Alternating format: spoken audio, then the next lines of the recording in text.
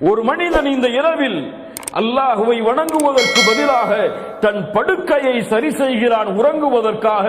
அவன் அறியவில்லை, அவனுக்கு அடுத்த ரமதானை அடைவதற்கு முன்னால் அல்லாஹ் மரணத்தை இந்த இரவிலே விதித்திருக்கிறான் என்று. என்ன ஒரு புரிதல் பாருங்கள். அல்லாஹு அக்பர். யாருக்கு தெரியும் அல்லாஹ் இந்த விதியில் இந்த வருடம் இவன் மரணிப்பான் என்று எழுதியிருந்தால் யாரால் மாற்ற முடியும்? யாரால் அதை மாற்றி அமைக்க முடியும்? அல்லாஹ்வுடைய தூதர் ஸல்லல்லாஹு அலைஹி வஸல்லம் அதனால் தான் இந்த இரவு முழுக்க தங்களுடைய விழிப்பை ஆக்கினார்கள். கண்ணியத்துக்குரியவர்கள், அல்லாஹ் ரப்புல் ஆலமீன் மேலும் இந்த சிறப்புகளை எல்லாம் அடுக்கிக் கொண்டே போகிறான். எப்போது இந்த லைலத்துல் கத்ருடைய இரவு? எப்போது? அல்லாஹ்வுடைய தூதர் ஸல்லல்லாஹு அலைஹி வஸல்லம் அறிவிக்கிறார்கள். ஆயிஷா ரலியல்லாஹு அன்ஹா அவர்கள் கூறுகிறார்கள், அல்லாஹ்வுடைய தூதர் இறுதி 10 இரவுகளை அடைந்தால் கூறுவார்கள், தஹர்ரௌ லைலத்துல் கத்ரி ஃபில் அஷ்ரில் அவாஹிர் மின் ரமதான். லைலத்துல் கத்ருடைய இரவை ரமதானுடைய இறுதி 10 நாட்களில் தேடிக்கொள்ளுங்கள்.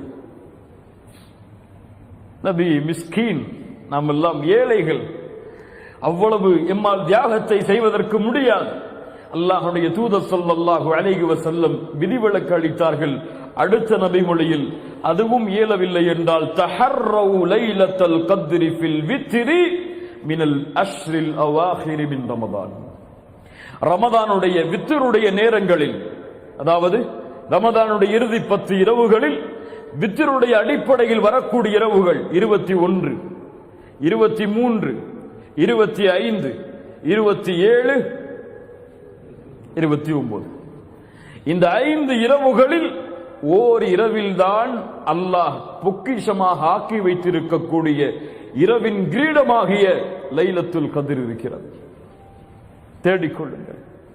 இன்னும் சில ஹதீதுகளில் அல்லாஹ்வுடைய தூதர் 23 தேடிக்கொள்ளுங்கள் என்று சொன்னார்கள். இன்னும் சில ஹதீதுகளில் 25, 27, 29 தேடிக்கொள்ளுங்கள் என்று சொன்னார்கள். இன்னும் சில ஹதீதுகளில் 21 தேடிக்கொள்ளுங்கள் என்று சொன்னார்கள். ஒட்டுமொத்தமாக சேர்த்து பார்த்தால் இந்த இரவுடைய ஞானம் அல்லாஹுவை தவிர வேறு யாருக்கும் தெரியாது.